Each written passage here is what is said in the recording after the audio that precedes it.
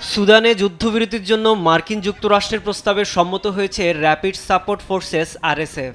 সুদানের সশস্ত্র বাহিনীর সঙ্গে 2 বছরেরও বেশি সময় ধরে লড়াইয়ের পর যুদ্ধবিরতিতে সম্মত হওয়ার কথা জানালো তারা। বৃহস্পতিবার আল জাজিরার প্রতিবেদনে খবর জানানো হয়।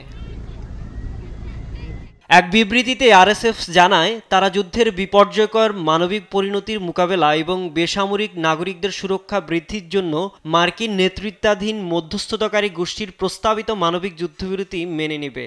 এ গোষ্ঠীতে সৌদি আরব, মিশর ও সংযুক্ত আরব আমিরাত অন্তর্ভুক্ত রয়েছে। তবে সুদানের সামরিক বাহিনী থেকে তাৎক্ষণিকভাবে কোনো মন্তব্য পাওয়া যায়নি।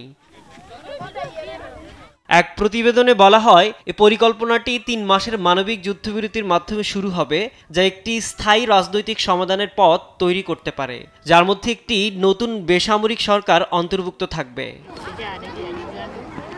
দীর্ঘ 2 বছরের বেশি সময় ধরে চলা গৃহযুদ্ধের অবসানে নতুন করে আশার আলো দেখছেন সুদানের মানুষ। তবে অনেকে অতীত অভিজ্ঞতা থেকে বলছেন এই যুদ্ধবিরতি টিকিয়ে রাখা সহজ হবে না, কারণ গেল 2 বছরই তাদের মধ্যে একাধিক যুদ্ধবিরতি চুক্তি হলেও স্থায়ী হয়নি। আমরা চাই আগের মতো শান্তি ফিরুক, সবাই যেন নিজের ঘরে ফিরতে পারে। এই চুক্তিটি আরো আগে হওয়ার দরকার ছিল। আমাদের জীবন থেকে কতগুলো মুহূর্ত হারিয়ে গেছে।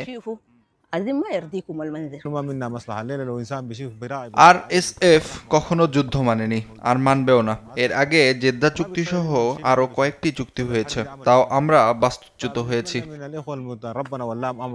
জাতিসংঘের তথ্য অনুযায়ী আরএসএফ দখলের পর থেকে 70,000-এরও বেশি মানুষ এলফাশার ও আশেপাশের এলাকা থেকে পালিয়ে গেছে।